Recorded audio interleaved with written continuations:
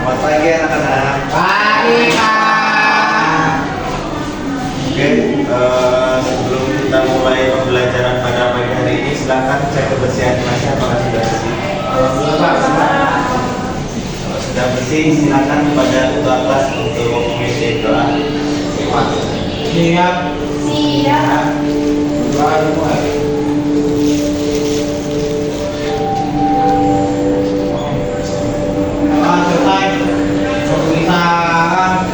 Assalamualaikum warahmatullahi wabarakatuh. Waalaikumsalam warahmatullahi wabarakatuh. Bagaimana kabarnya hari ini? Baik. Ada yang ingat tentang materi kita minggu kemarin? Ya, benar. Karena minggu kemarin kita sudah belajar tentang perdagangan internasional, kita hari ini akan belajar tentang APBN dan APBD.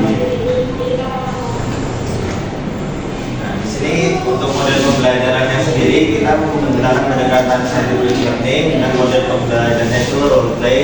Terus untuk metodenya itu menggunakan ceramah, diskusi, dan tanya jawab. Nah, untuk bahan belajar kalian nanti itu kalian bisa membuka internet ya. Belajar tentang dampak efisiensi anggaran kemudian dengan dasar dan nanti SMA Negeri Kabupaten. Yang untuk bahan belajar kalian aja di rumah yang bisa baca-baca dari jurnal ya. Nah, untuk ini ada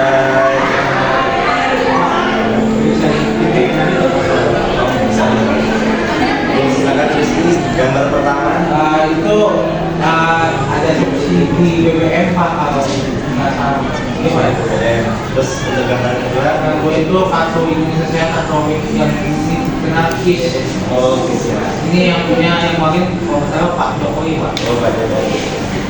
Jadi dua gambar ini merupakan salah satu bentuk implementasi daripada APBN. Kita ke pengertiannya dulu ya. Jadi APBN itu merupakan anggaran pendapatan dan belanja negara yang merupakan rencana keuangan tahunan pemerintahan negara Indonesia yang disetujui oleh Dewan Perwakilan Rakyat (DPR).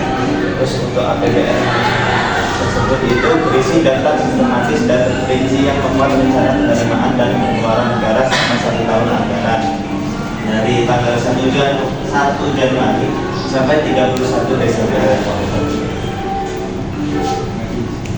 Terus ada fungsi APBN. Yang pertama itu ada fungsi otorisasi. Yang pertama itu ya menjadi dasar hukum pelaksanaan anggaran dan pertanggungjawaban.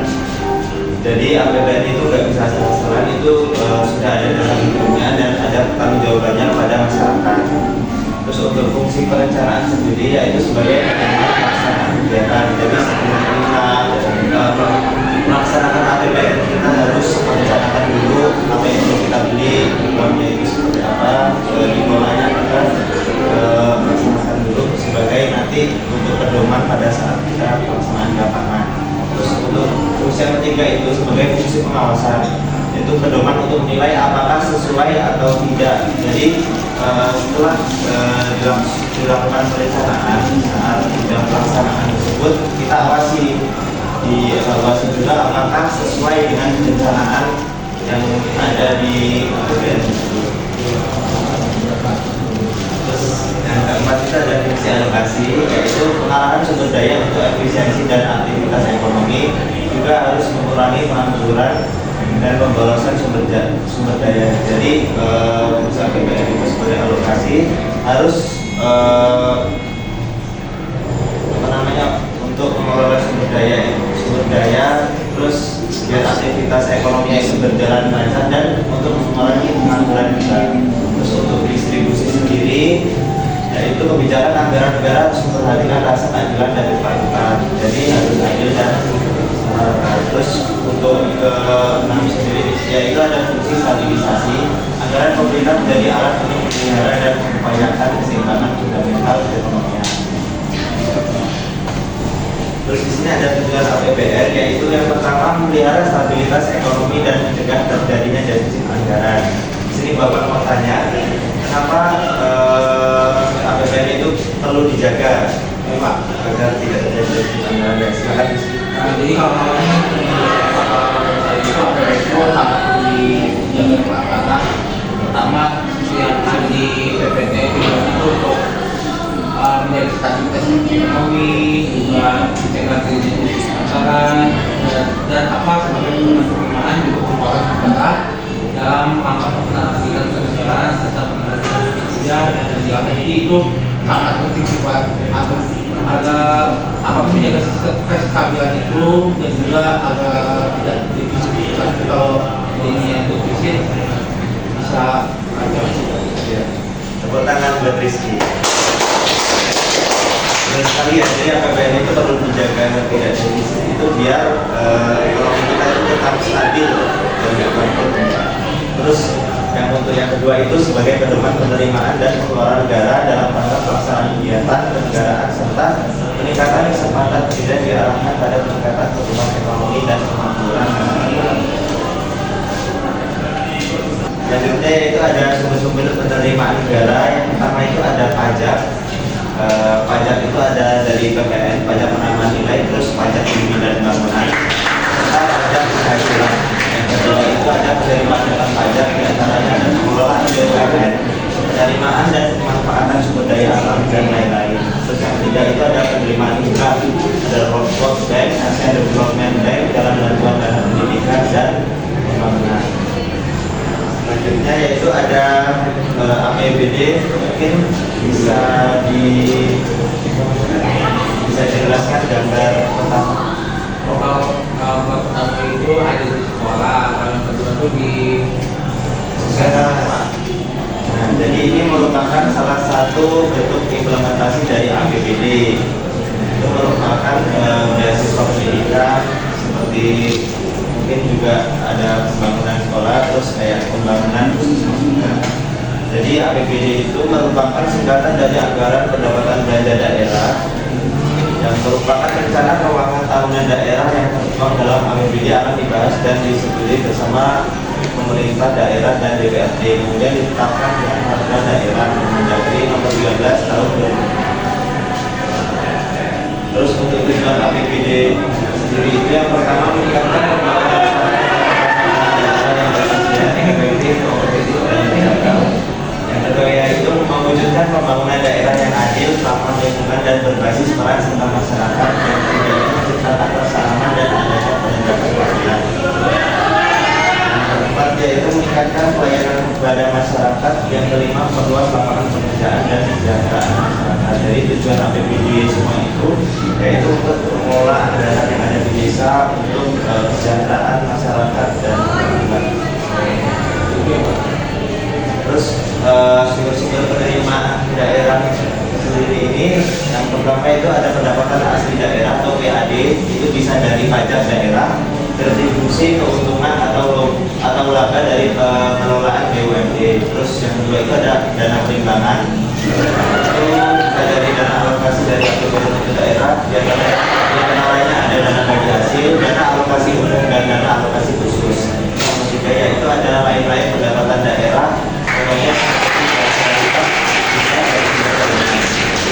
dana darurat itu contohnya seperti saat terjadi saat terjadi banjir atau misalkan pemerintah ingin menanggulangi bencana tersebut seperti beli karet atau dana-dana logistik, obat-obatan seperti itu disebut sebagai dana darurat. Terus untuk belanja pemerintah daerah sendiri itu yang pertama ada belanja operasional, yaitu ada belanja pegawai dan subsidi daerah. Yang kedua itu ada belanja modal pembangunan gedung, sekolah, puskesmas, jalan daerah dan irigasi. Yang ketiga itu ada belanja tidak terbuka tadi ya, seperti belanja darurat, misalkan banjir kayak pengadaan alat darurat sepeda dan korupsi.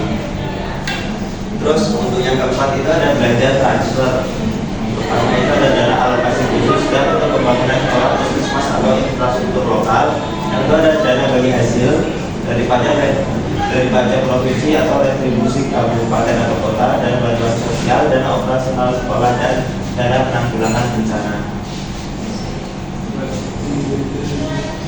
Sebelum kita ke kesimpulan, Bapak ingin bagi dulu menjadi 3 kelompok. Di sini kita akan bermain peran, ada yang dari pemerintah pusat, pemerintah daerah, sama masyarakat ya.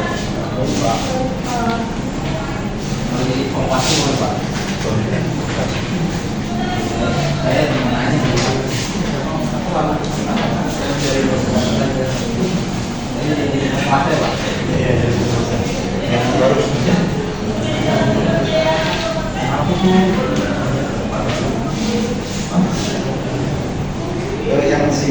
yang sudah diskusi silakan bisa buat maju.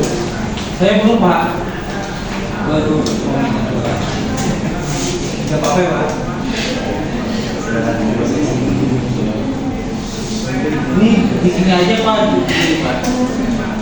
Maju. Sudah Pak. Sudah. Ya, silakan. Oke Pak ya. Satu orang lagi Pak ya. Ya, silakan kelompok pertama. Ini Pak. Satu enggak. Jadi di sini kami dari kelompok 1 berperan sebagai pemerintah pusat atau APBN. Jadi sebagai pemerintah pusat, kami mengelola APBN untuk seluruh rakyat Indonesia. Tahun ini anggaran nasional mencapai ribuan triliun rupiah dan sebagian besar digunakan untuk pendidikan, kesehatan, infrastruktur, dan juga perlindungan sosial. Dari APBN ini kami juga mengirimkan dana transfer ke pemerintah daerah seperti DAU, DAK, dan dana desa agar daerah bisa membangun jalan, sekolah, puskesmas, serta menangani bencana alam. Kami berharap anggaran yang kami distribusikan ini dikelola dengan baik oleh pemerintah daerah agar manfaatnya benar-benar sampai kepada masyarakat. Terima kasih.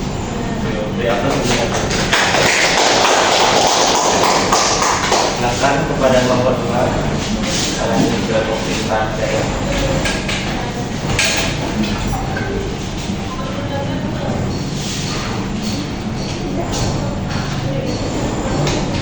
Jadi selanjutnya itu kami berperan sebagai pemerintah daerah. Terima kasih kepada pemerintah pusat karena data transfer yang kami terima menjadi bagian besar APBD kami. Di daerah-daerah itu kami gunakan bentuk program yang langsung dirasakan masyarakat seperti belajar modal untuk membangun jalan kabupaten, jembatan kecil, dan puskesmas. Yang kedua itu belanja tidak terduga ketika terjadi banjir atau longsor seperti membeli perahu karet, pompa air, kendaraan dan alat penyaringan. Yang ketiga itu belanja layanan publik seperti kebersihan, perizinan, dan pendidikan daerah. Kami juga selalu melaporkan penggunaan anggaran ini agar masyarakat tahu kemana uang negara yang dipakai. Yang dari kami terima kasih. Silakan lanjut pada kelompok 3 di masyarakat.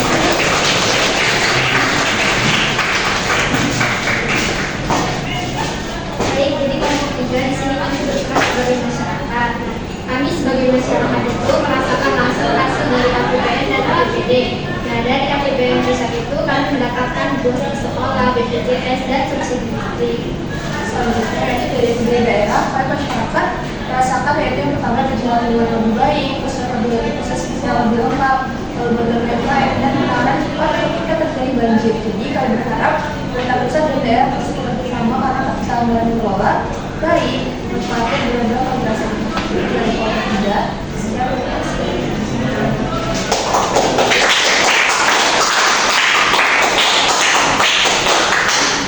Jadi di sini kalian sudah berperan ya sebagai pemerintah pusat yang mengelola APBN, pemerintah daerah yang mengelola APBD, dan masyarakat yang tentunya merasakan dari kebijakan keduanya ya, dari pemerintah pusat juga pemerintah daerah.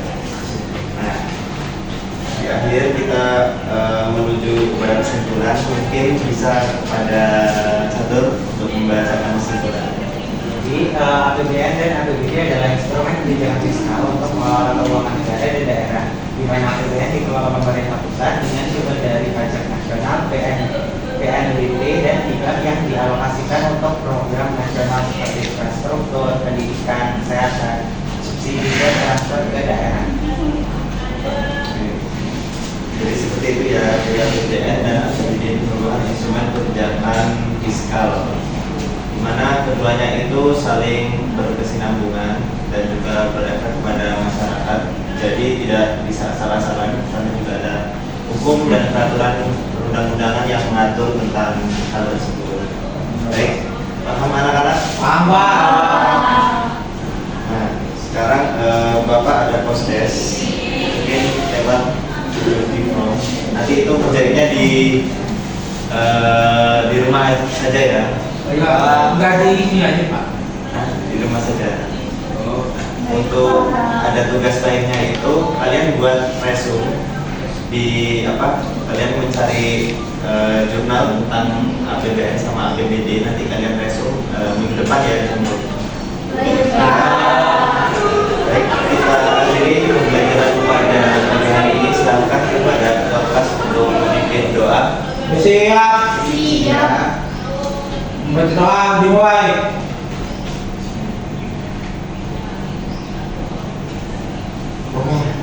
Doa selesai.